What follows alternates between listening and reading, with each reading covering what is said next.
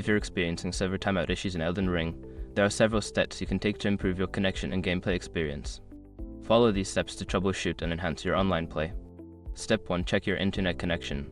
Ensure that your internet connection is stable and fast. You can run a speed test to check your download and upload speeds. If your connection is slow, consider resetting your router or contacting your internet service provider. Step 2. Optimize network settings. Adjust your network settings for better performance.